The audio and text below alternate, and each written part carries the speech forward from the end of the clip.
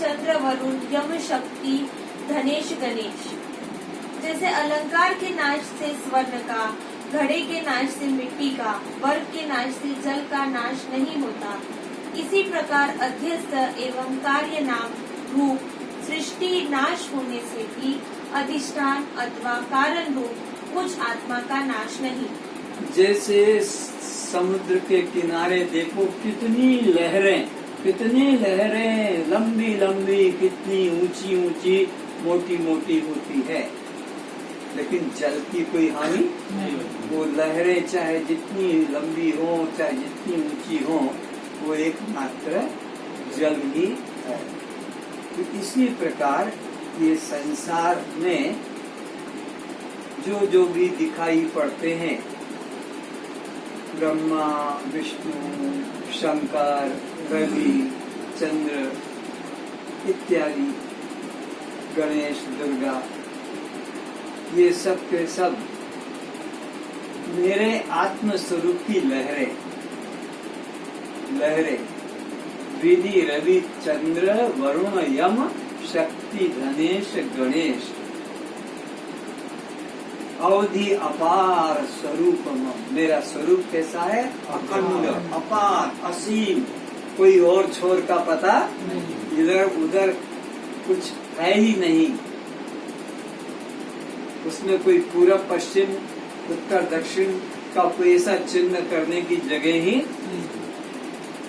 सूर्य में ही देखो, किधर बताओगे पूर्व पश्चिम उत्तर दक्षिण? सूर्य समान है उसके लिए। हम लोगों ने कल्पना की है कि जिधर से उदय होता है उधर पूरब, और जिधर अस्त होता सा लगता है वो पश्चिम। लेकिन सूर्य को पूछो कि तू पश्चिम में है कि उत्तर में है कि पूरब में है? सूर्य के अंदर कुछ भी नहीं है। अभी आप आकाश में देखकर कहोगे शुक्ल पक्ष, क्योंकि चंद्रमा दिख रहा है, और फिर धीरे धीरे ये चंद्रमा घटते घटते अमावस्या की तरफ जाता है, तब क्या कहोगे? कृष्ण पक्ष। अब सूरज से जरा पूछो कि कौन सा महीना चल रहा है? अप्रैल, मार्च, मई। सूरज से पूछो कि अभी एएम है कि पीएम है? क्या बताएगा? अरे जनवरी फरवरी कोई महीना नहीं बताएगा। वो ये भी नहीं बताएगा कि मैं हिंदुस्तान में प्रकाश कर रहा हूँ कि मैं अमेरिका को अंधेरा कर रहा हूँ। तो अवधि अपार स्वरूपमम, मेरा स्वरूप कितना अपार है। समुद्र में तो फिर भी और छोर मिल जाएगा, यहाँ से बैठो इंडिया से तो उधर पहुंच जाओगे, उधर वाला यहाँ आ जाएगा। लेकिन आकाश में कितना भी ऊपर ऊपर ऊपर चले जाओ, कहीं तुम्हारी अभी यहाँ तो हम खड़े होंगे तो सर टकरा जाएगा पंखे से या छत से, लेकिन आकाश में तो रॉकेट भी उड़ते हैं, हवाई जहाज उड़ते हैं 40,000 फीट, 50,000 फीट ऊपर, और कितने लाख ऊपर ये जाते हैं ना, चंद्रलोक वगैरह, मंगल, कितने ऊपर ऊपर चले जाते हैं, पर कहीं टकराते नहीं है। अवधि अपार स्वरूप मम लहरी विष्णु महेश विधि रवि चंद्र वरुणयम शक्ति धनेश गणेश। तो मेरा स्वरूप तो ऐसा अपार है, और ये देवी देवता है, खिलौने हैं, छोटे छोटे बच्चों के खिलौने नहीं होते हैं ऐसे, या पानी की लहरें हैं तो लहरें पानी से अलग नहीं, तो ये देवी देवता भी मुझसे अलग कल्पित नाम रखे हैं।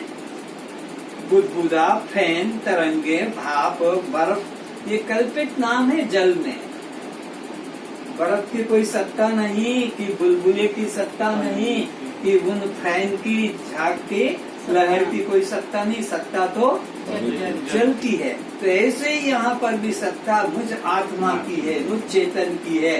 ना कोई ब्रह्मा, ना कोई विष्णु, ना कोई शंकर, ना दुर्गा, ना अम्बा, ना काली, ना गणेश। ये सब मूर्खों के हैं देवी देवता। ये मूर्ख लोग जितने होते हैं ये सब इन कल्पित देवी देवताओं की उपासना करते हैं। और भगवान ने तो गाली दी है 7वें अध्याय के 22-23 श्लोक में और 9 अध्याय के भी 23 श्लोक में कि ये मंद बुद्धि के, ये अज्ञानी लोग, ये मूर्ख लोग अपनी नाना कामनाओं को लेकर नाना कल्पित देवी देवताओं को मानकर उनकी उपासना करते हैं। ये उनकी बुद्धि मंद है, अज्ञानी हो। और वो जो फल भी मिलता है मेरे द्वारा ही मिलेगा, पर वो फल भी नाशवान होता है, क्योंकि उन्होंने टेढ़े ढंग से उपासना की है। सीधे ढंग से मेरे से उपासना करते तो मैं उसको समुद्र की तरह फल देता, पर उन्होंने तो कोई ड्रम, कोई बाल्टी, कोई लोटा उसकी उपासना की है। तो ड्रम, बाल्टी, लोटा कितना पानी लेगा? जितना उसका होगा समुद्र में से भर के लाएगा और उतना मिलेगा। तो ये मूर्ख लोग, अज्ञानी लोग मेरी उपासना न करके इन कल्पित देवी देवताओं की, कोई भूत प्रेत की, कोई पितृ की उपासना करते हैं, उनका फल भी नाशवान है। और जो मेरी उपासना करता है वो मुझको प्राप्त हो जाता, फिर उसको फिर जन्म लेना, फिर पृथ्वी पर किसी माँ के गर्भ में आना नहीं पड़ता है कि भाई अब ये कर्म का फल भोगने के लिए जाना। अज्ञानी को जैसे फिर जन्म लेना पड़ता है अपने कर्म के अनुसार, और अन्य योनियों में ज्ञानी को, जिन्होंने अपने को दृष्टा साक्षी पक्का जान लिया है, माँ बाप ने जैसे नाम को पक्का करा दिया जाति को, वो पक्का अंदर बैठ गया। अब उसकी जगह पर मैं चैतन्य आत्मा, मैं दृष्टा आत्मा, मैं साक्षी आत्मा, ये जिसके अंदर छप गया, अमिट हो गया। पत्थर पे जैसे लिख देते हैं छेनी हथौड़ा से, जो भी चित्र वो बन जाता है। पानी पर रखोगे चित्र बनाओगे नहीं बनेगा, बालू रेती पे बनाओगे हवा में बिखर जाएगा, पर पत्थर पे बना दोगे चिन्ह। तो ऐसा जिन्होंने अपने हृदय में लिख लिया, गुरु ने बार बार छेनी हथौड़ों की तरह चोट मार मार के तुम्हारे को जगा दिया कि तू यह चेतन आत्मा है, तू शरीर नहीं है।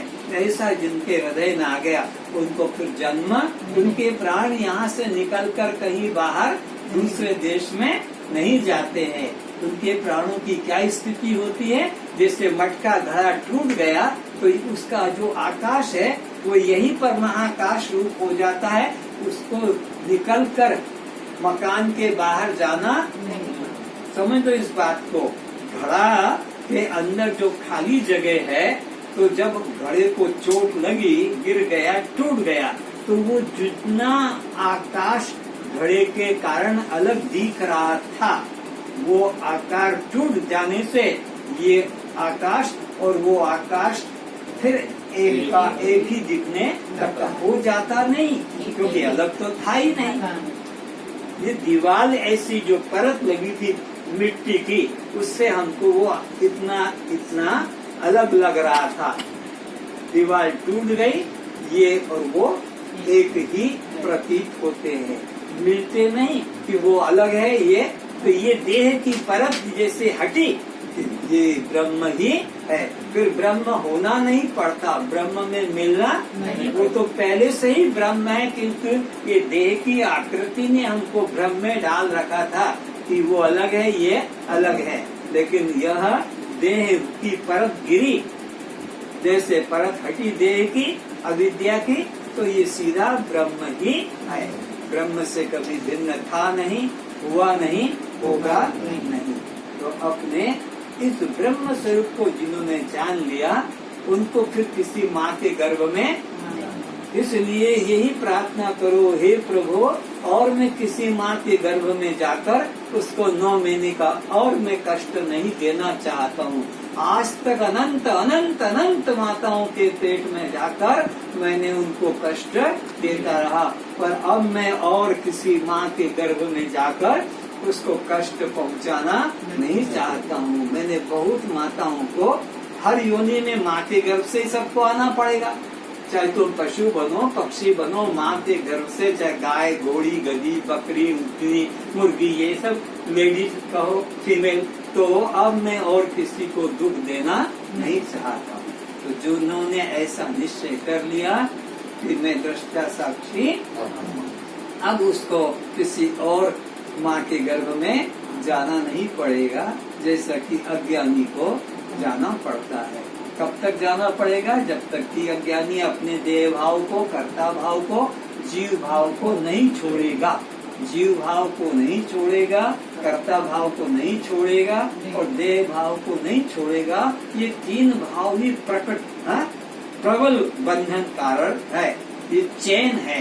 जैसे एक होती है लोहे की, एक होती है चांदी की और एक होती है सोने की।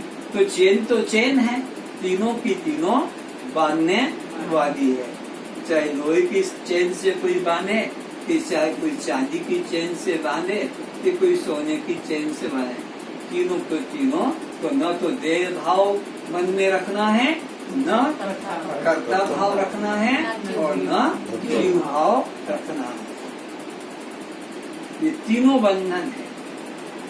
पहले तुम्हारे देह भाव को मिटाने के लिए गुरु तुम्हारे को जो है जीव भाव देता है, और फिर जीव भाव भी बंधन रूप है। इसको मिटाने के लिए तुम्हें ब्रह्म भाव जगाता है, फिर ब्रह्म भाव से भी तुमको मुक्त दिलाता है। ये तीनों भाव बंधन रूप है। तुम्हारा देह भाव को मिटाने के लिए जीव भाव, छोटे कांटे को निकालने के लिए थोड़ा बड़ा कांटा लगाया, फिर उस कांटे को भी निकालने के लिए उससे बड़ा कांटा। तो ये देह भाव के कांटे को निकाला जीव भाव से, फिर जीव भाव के कांटे को निकाला ब्रह्म भाव से, और फिर निकाल के तीनों कांटे को निकाल कर फिर कांटे को संभाल के रखेंगे। अब हमको उपयोग खत्म। तो अपने को इस तरह से आत्मा भाव में दृढ़ करना ही मानव जीवन का लक्ष्य है।